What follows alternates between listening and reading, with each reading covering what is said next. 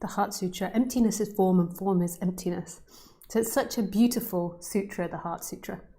I have to say, I do love the Heart Sutra, and it'd be nice if I had a printed out copy now that I could read to you all. But I don't. Maybe if some of you have a nice PDF copy of it, you could put it in the chat and then I can read it, but I haven't got enough time to look through to find it now. Well, yeah, it takes time to find a good translation of the Heart Sutra.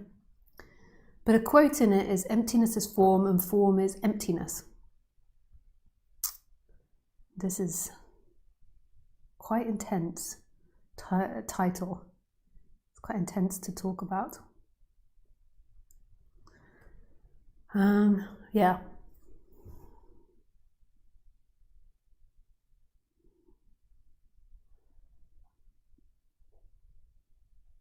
So I think I'll start with just looking at non-duality and then move up to emptiness is form, form is emptiness.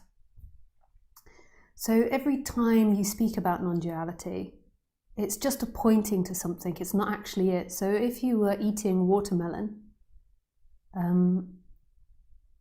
it's a completely different experience from me describing what it's like to eat watermelon, and from me like trying to give the experience of eating watermelon. It's wet, it's juicy, it's sweet, it's kind of crunchy and crumbly, and melts, and something wants to say, and it's red, even though that's not the taste. But it's very different from the actual experience of eating watermelon. I'm sure most of us have eaten watermelon. Yeah.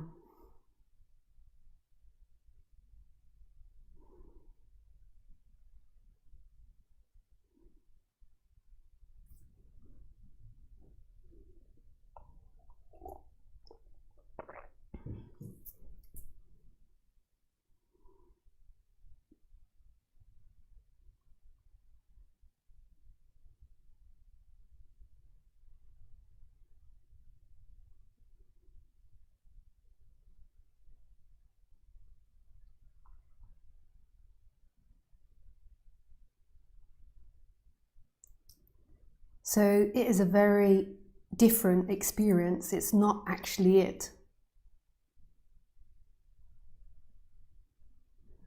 And everybody's description of eating watermelon will be really different. And this is why you get like so many different schools of non-duality, because everybody's experience of it, it's not everyone's experience of it is different, because in a way it's the same. It's more that everybody's interpretation of that is going to be different. So the way that they talk about it is going to be different. The way that it's interpreted through the senses, through the mind, through thoughts.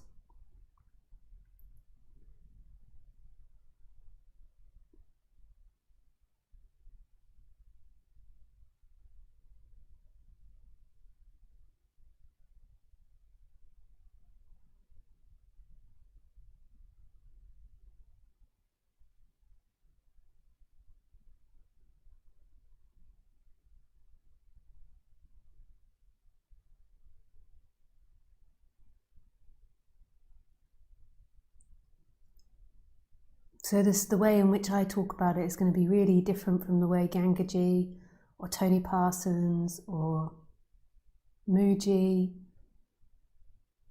or Jeff Foster, Eckhart Tolle. It's going to have its own flavour to it. And it doesn't mean that any of it is right or wrong. It's all a pointing to something. And you can go in at seemingly different levels of pointing to it, even though there aren't different levels.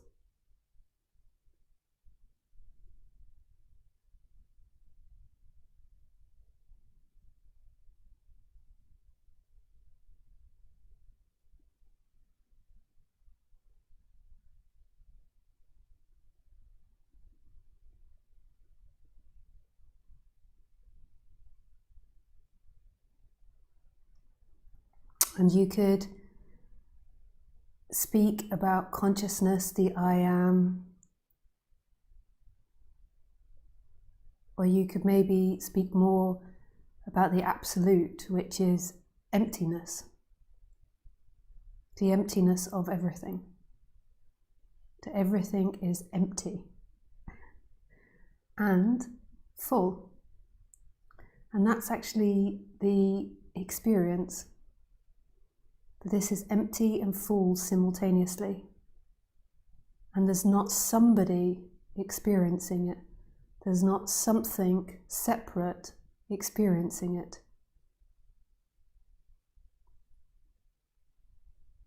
And that's super beautiful. But we're going to start more at the consciousness and the I am, and then work to that. Because in a way you could say, like eventually when you come to like emptiness is form and form is emptiness, the consciousness and the I am words can disappear.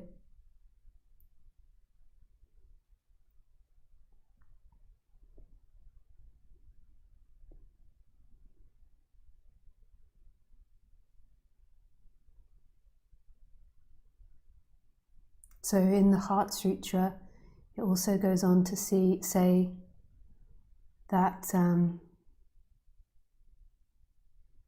that consciousness too is an illusion, is not it. So it says something like all senses, so eyes, ears, smell, nose, sight, sense, feeling, and consciousness too is illusory. Yeah, I really wish I had a copy of it. If there's anybody listening that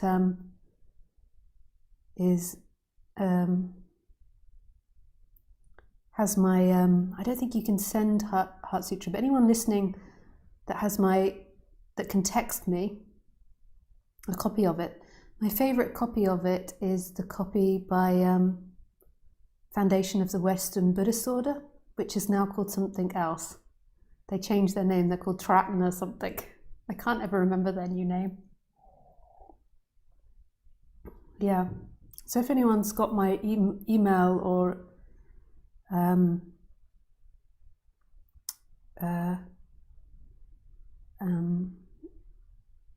can message me, that would be great.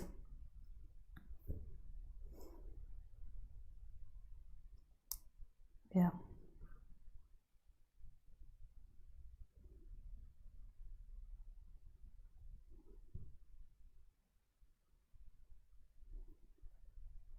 Thanks, Nick. Nick just sent me one.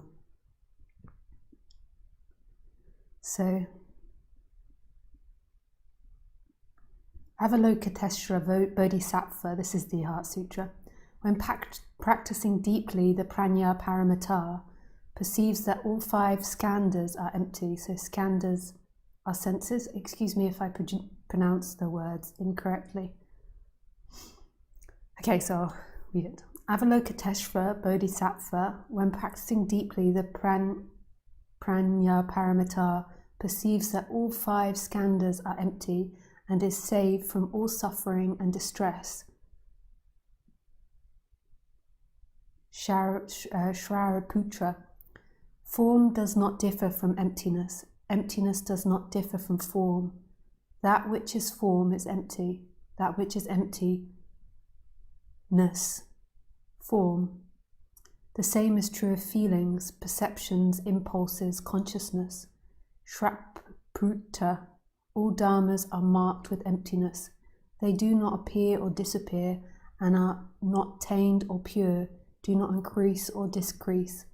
Therefore, in emptiness, no form, no feeling, perception, impulse, consciousness, no eye, no ear, no nose, no tongue, no body, no mind, no colour, no sound, no smell, no taste, no touch, no object of mind, no realm of eyes, and so forth until the realm of mind, consciousness, and so forth until no realm of mind, consciousness.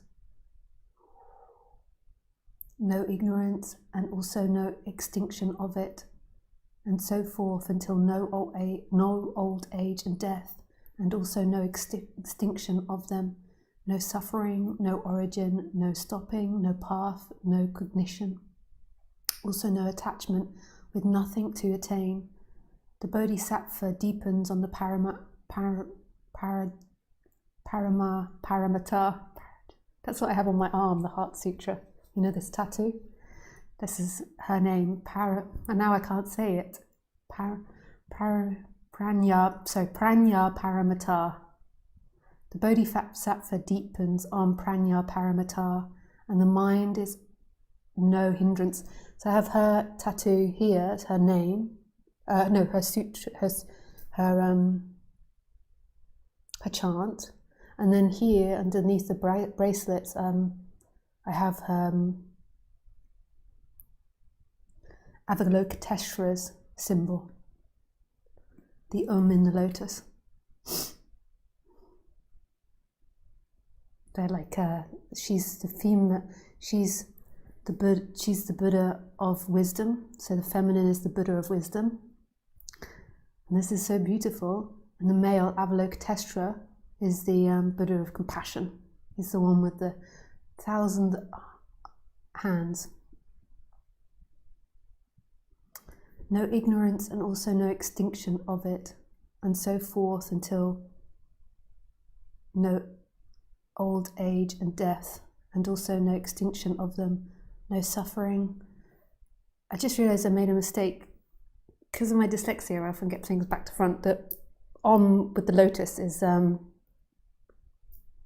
Paramata's symbol, actually. And the other one, which is another tattoo I've always wanted to get of Avalokiteshvara, is, yeah.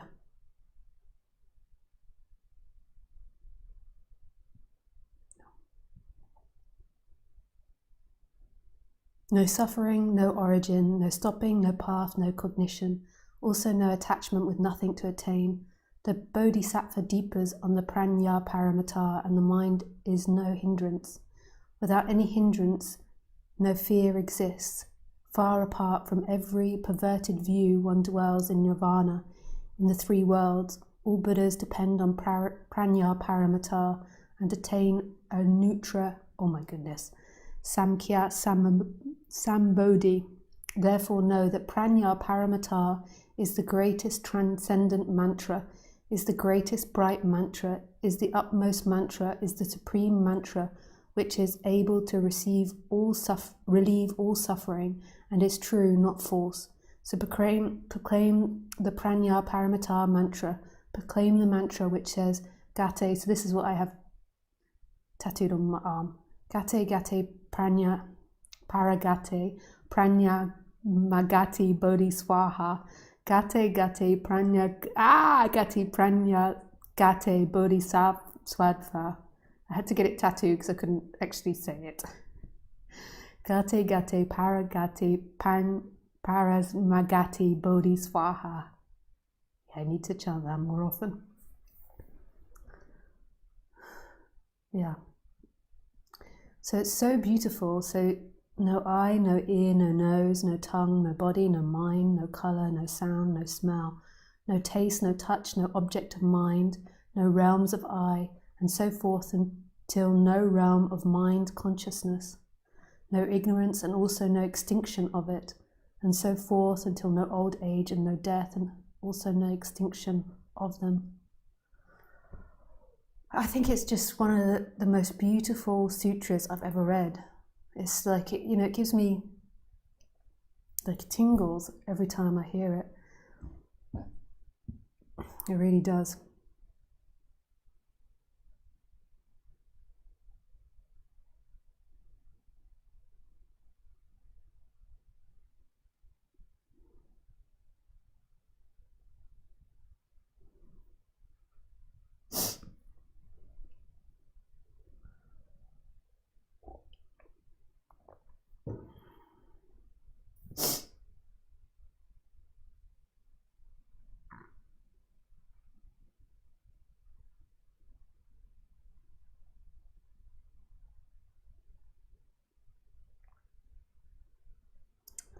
Okay, so basically what it means to me is it's pointing to direct experience.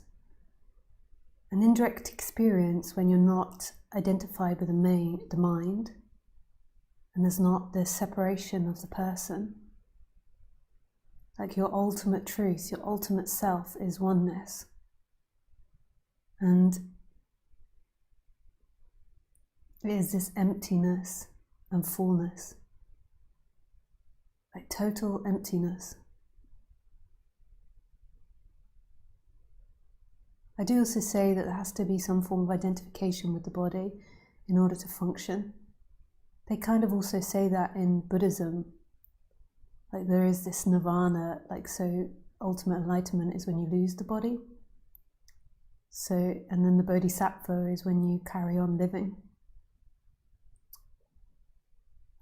But there has to be some form of identification. So there's this whole story about bodhisattvas.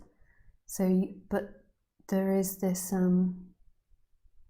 this kind of having your feet in both worlds of the absolute emptiness, the no-thingness, and then also the character.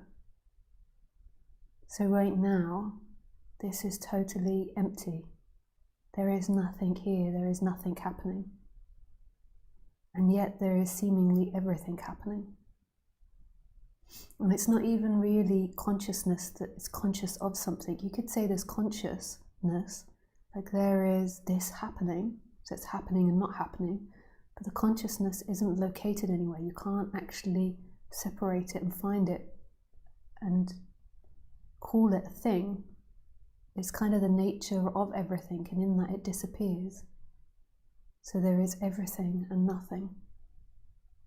So there isn't a consciousness which is watching, there isn't a consciousness that's separate. The consciousness is the appearance of everything.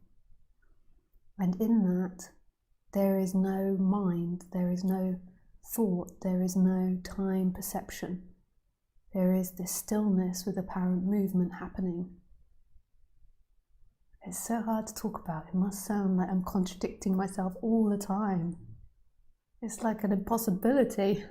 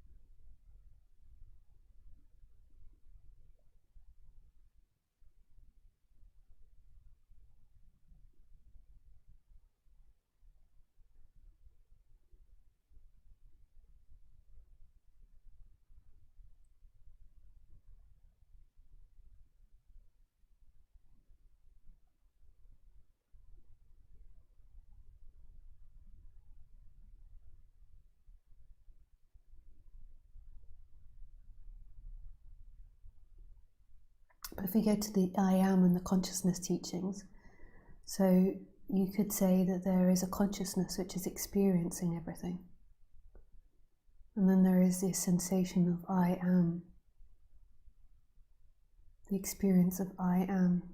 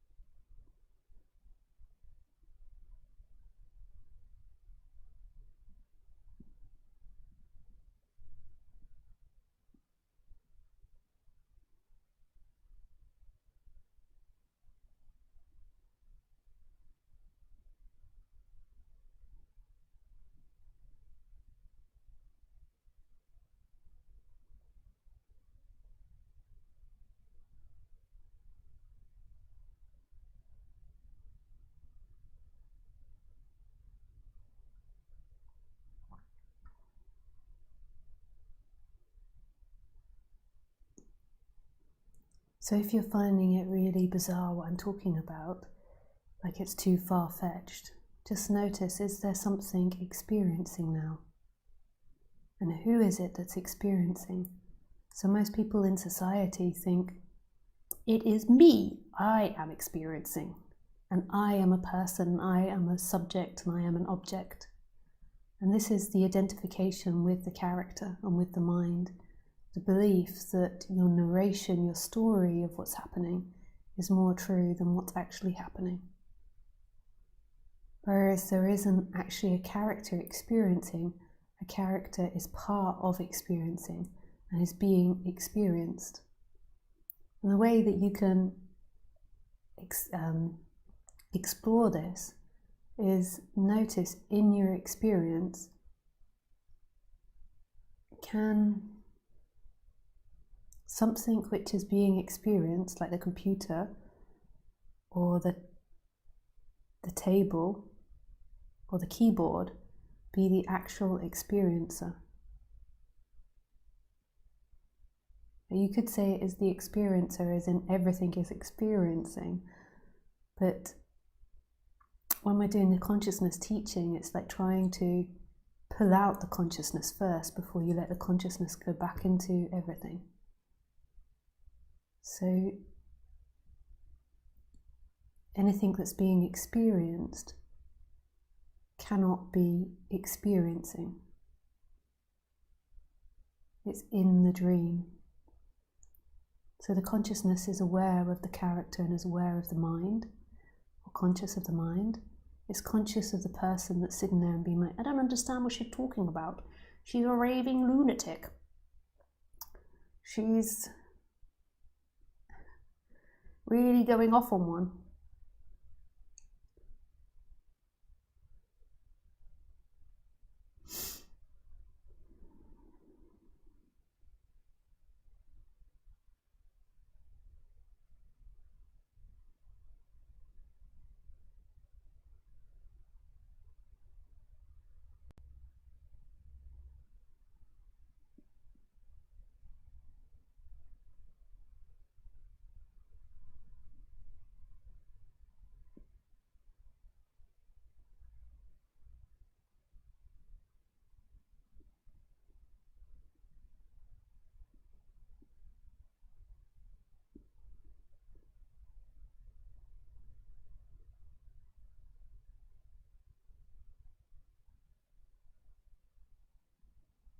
So notice there's something that's experiencing that person that's thinking.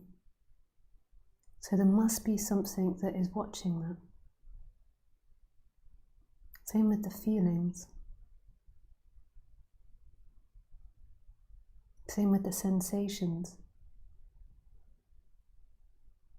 And this is the netty, like not this, not that, not mine, not thought. So what's left? There's also a sense of being. And obviously, like in a way, you could say consciousness is conscious of that sense of being. But in a way, the being and the consciousness are two sides of the same coin. Like the beingness is the life, is love. And they're always here in experience. So when you're a child, when you're a teenager, when you're a young adult, 30s, 40s, 50s, 60s, 70s, it was always here.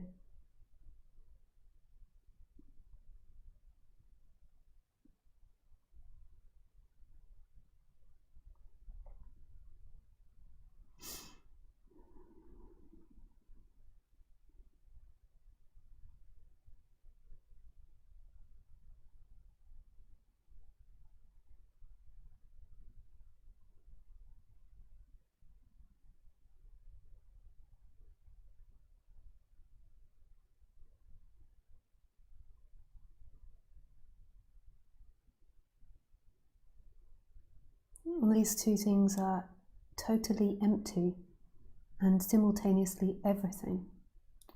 But they're not contained in one thing, so they're not just contained in the person or contained in the computer.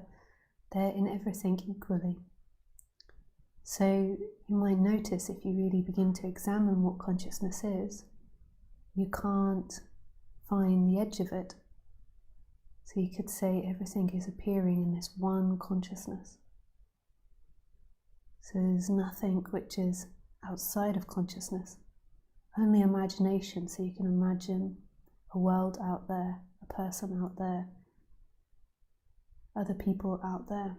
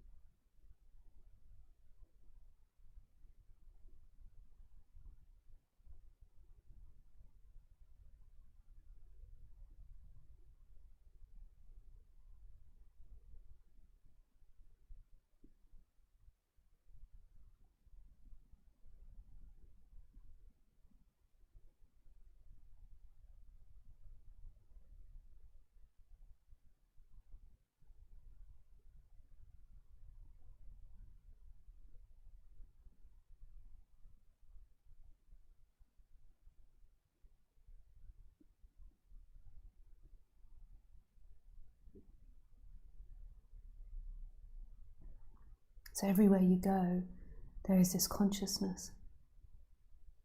There is this beingness. Everything else changes. Everything else is impermanent.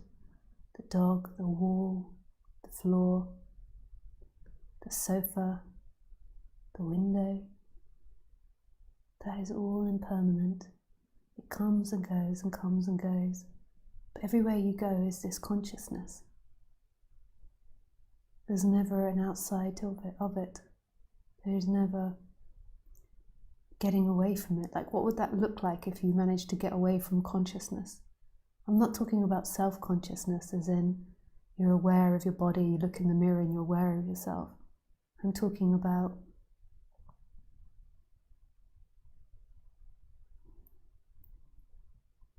consciousness which is beyond that. I'm not talking about the subconscious either. There's so many words that we also use consciousness for. I'm talking about the big consciousness. Some teachers call it awareness, and some people call it consciousness, which is totally confusing.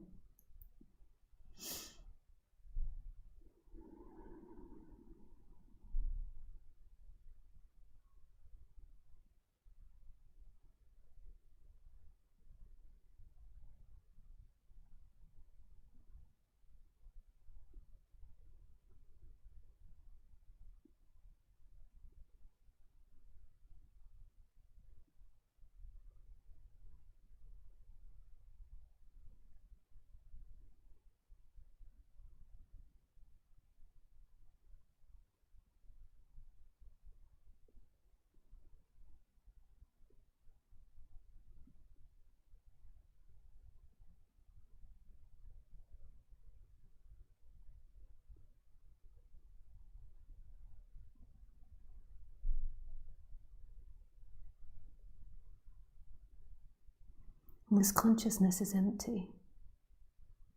It's so empty. And the same with the I am, it's so empty.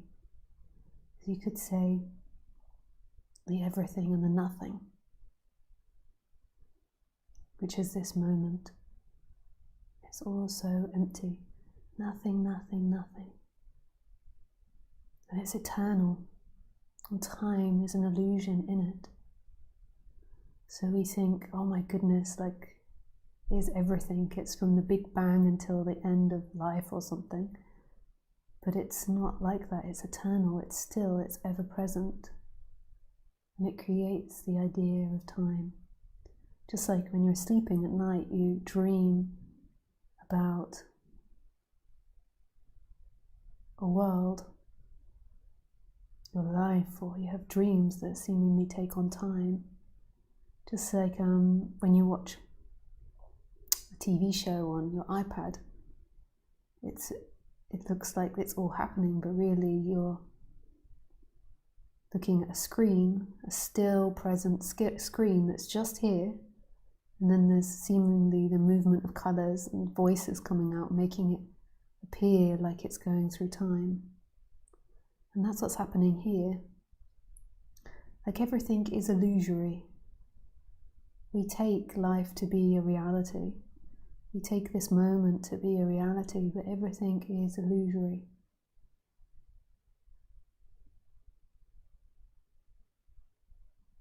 Like we can't rely on anything to be real, to be the truth, because it's all perception, and perception is constantly changing,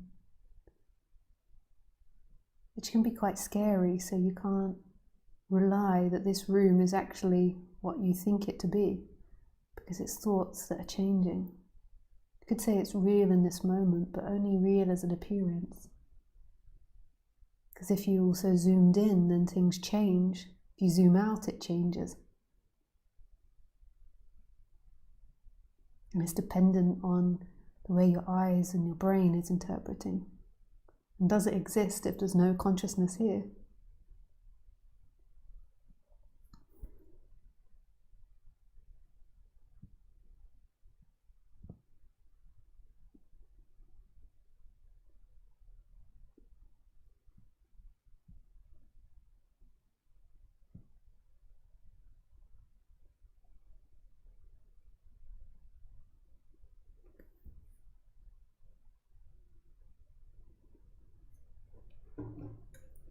So there's nothing that's really real.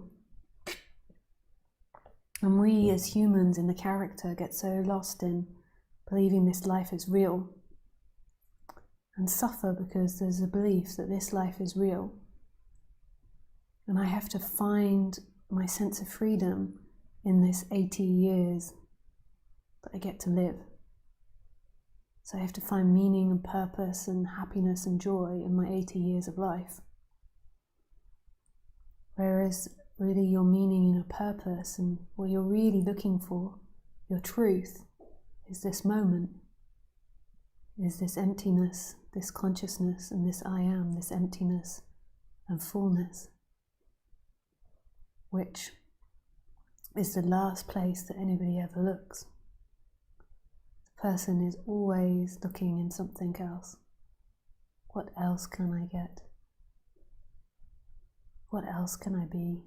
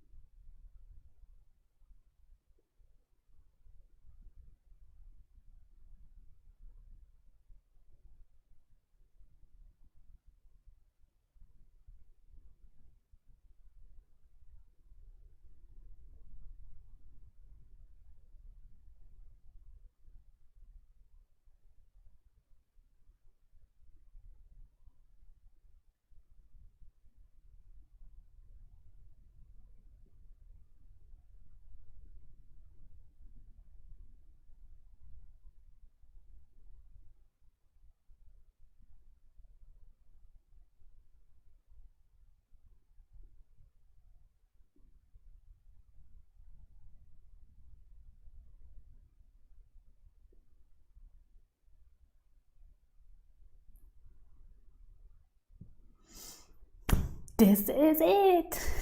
This is it. What you seek is this. It's so confusing for the mind, because the mind, the person, is always looking for a better version of themselves, a better place to be, regrets what they should have been, what they should have done. Whereas what non-duality is saying is that this moment, what you are, is the freedom you seek. This moment, the emptiness and the fullness. Nice.